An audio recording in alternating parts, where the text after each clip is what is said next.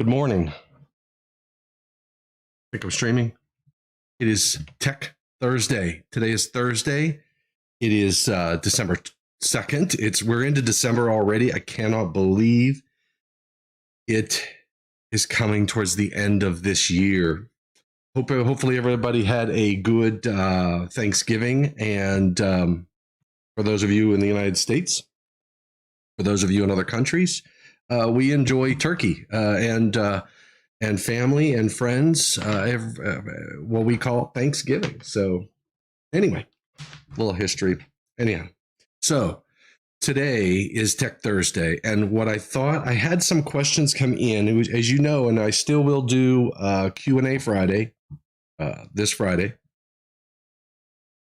But I've received questions pertaining to the table method in 70E. And not just the table method. Remember, there's two ways that we select personal protective equipment. We do an arc flash risk assessments, and we can go to the calculation method, which would mean that there is a label on the equipment that was based on a calculation. Or if there's no label, boy, I can't even say that. I could label based upon the table method as well. So in any case, there's two different methods to determine your arc flash risk assessment, right? I can calculate and label equipment, or I can use a table method. We're going to talk about both of those. We're going to be referencing 70E. So I'm going to do it twice. I'm doing two sessions today. Instead of one session from 5 to 7 tonight, I'm going to have a session at lunch today from 12 o'clock to 1 o'clock p.m. Eastern. And then I'm going to pick that discussion back up from 5 o'clock to 6 o'clock p.m. Eastern today. So I will have 2 hours of discussion on this topic, 70E, and specifically so that you are prepared. And I want to have some dialogue, so I'll be looking at the chats. I'll be looking at chat, and I will be monitoring your questions, and please contribute. But I want to have a discussion today, 2 sessions, once at 12 o'clock p.m. Eastern and once at 5 o'clock p.m. Eastern, 2 1-hour sessions. Will be in Article 130. Remember, Article 130 is your work involving electrical hazards, okay? And we'll be talking about the arc flash risk assessment. And if you recall, I believe the arc flash risk assessment is in 130.5. You confirm that. Yep, 130.5 is your arc flash risk assessment. And then you have 130.5G, as in George, the incident energy analysis method. We'll talk about that. We'll talk about, once you have those numbers, what tables, how to determine PPE, where you go in the book to determine the personal protective equipment. And then we're going to talk about equipment labeling, which is 130.5H. Write these down. We got 130.5. I want you to read through that this morning. Come with questions and dialogue. We'll talk about 130.5G for the calculations, 130.5H, which is equipment labeling. This is going to tell you, hey, Jorge, good morning. Just waking up. Absolutely. I wanted to make sure that I got this out there, Jorge, to let everybody know we're doing 2 sessions today, and I don't advertise, as you know. I'm going to try to get back into the routine of things to get a program regularly each week, but I'm trying something a little different today. I'm going to do a session at 12 o'clock from 12 to 1 Eastern, and then from 5 to 6 Eastern.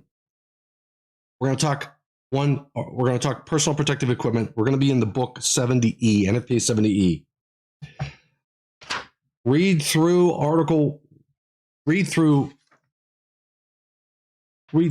section 130.5, your arc flash risk assessment.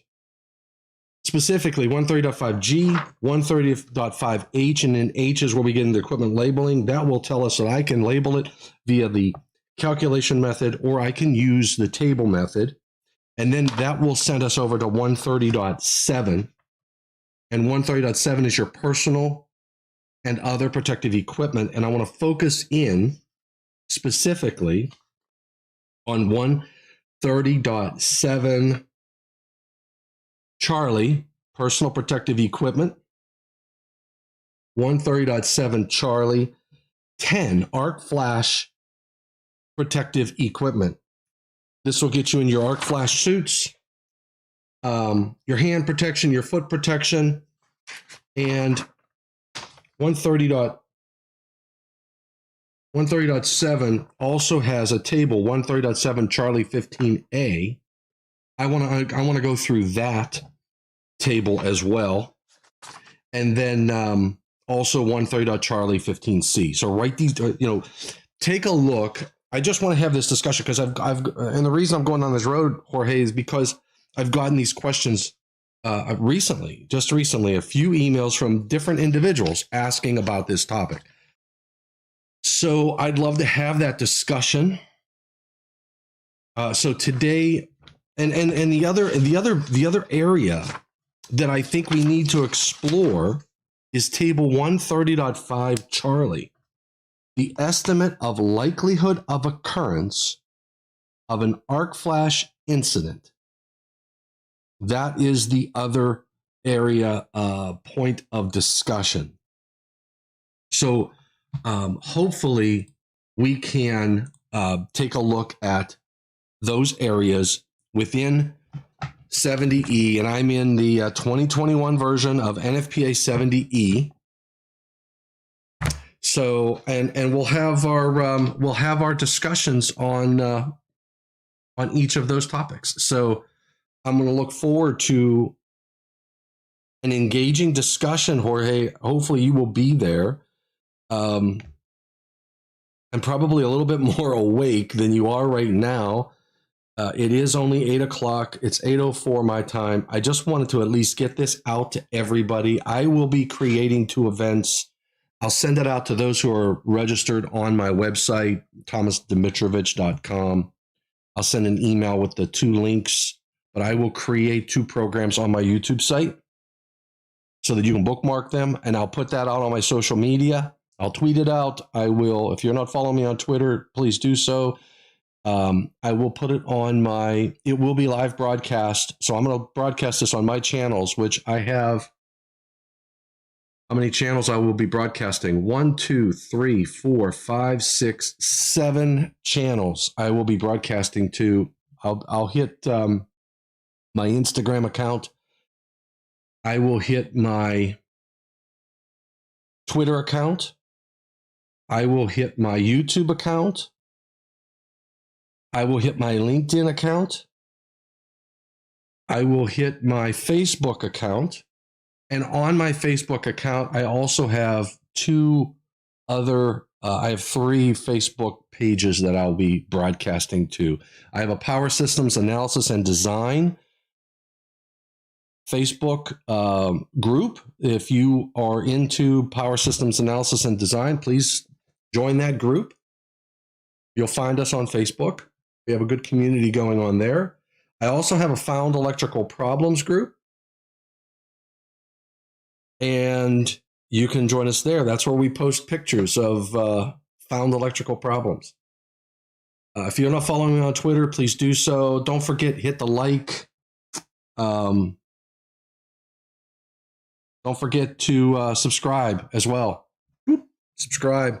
Please subscribe to the channel. Hit my YouTube channel. Subscribe to my YouTube channel. I look forward to engaging you there. I will have some YouTube-only content. Join me for Tech Talk Friday, Q&A Friday. That will go on at noon this Friday. So I'll post that. I will create that program as well, so you can bookmark that on my YouTube site. And I think that's what we got. So today's discussion, 12 o'clock noon and 5 o'clock p.m. Eastern, both times. We're going to be in 70E, and we're going to have a discussion around selecting personal protective equipment using the table method, and if it's a labeled environment with the calculation method, how to properly select personal protective equipment there. We'll take a look at the labels. What are the requirements for labeling? What's supposed to be on the labels? And we might even, I would argue we can, I won't argue it, but we'll talk about some of the marking requirements in the National Electrical Code and how they relate to 70E. Just drop my books. And we'll talk a little bit about some changes that are occurring for the 2023 code cycle. So I will be looking forward to our engaging discussion today at 12 o'clock and 5 o'clock. So, Jorge, thanks for tuning in, buddy. Waking up. Catch me on your phone. Catch me on your iPad. Catch me on your Microsoft. What do they call that? Whatever. Catch me on your computer. 2023 is going to be an exciting year, and I am going to step my game up with regard to content and getting things out there. I have not paid attention to my podcast. I will start populating my podcast, so please look for my name on search for my podcast as well. I'm hosting it on Buzzsprout, and I think if you just search for Thomas Dimitrovich, I've had some good downloads, panel boards, qualified person. I've had 109, almost 200 downloads of my discussion on panel boards. But I have 8 podcasts out there. I'm going to start taking my existing materials, converting those to a podcast and posting those so you can listen to them. You won't be able to engage with me, but at least you can listen. And then you can ask me questions, because all of you know how to get a hold of me via one of the social media environments. Next year, I'll be posting some drone footage because I'll have my 107 license. I'm working on getting my 107 license so that I can get some aerial views of either medium voltage, high voltage, commercial construction, external, on how we handle HVAC and other external things. And I'm going to include that in my curriculum, in my educational programs. And you're going to be seeing a lot more from the IAEI. So don't forget to subscribe to the IAEI's YouTube site as well. Please don't forget to do that. It's going to be an exciting year for IAEI, in my opinion, regardless of what happens with regard to partnering or not, because I know that the board of directors, Rudy Garza, and the staff at the IAEI are interested in spicing up the value add to the electrical industry. And I am excited to see what that has to come for us as an industry in 2022. Wow, that's going to be, I can't believe it's going to be 2022. All right, so that's my spiel this morning. Thanks for tuning in, Jorge. Thank you for chatting up. I know everybody else is still sleeping, but this is going to be out there, and I just want to let everybody know what today's topic is. So get prepared for a discussion around 70E and get some dialogue going. Prepare your questions, email me, all that jazz. I'll look forward to talking to you this afternoon.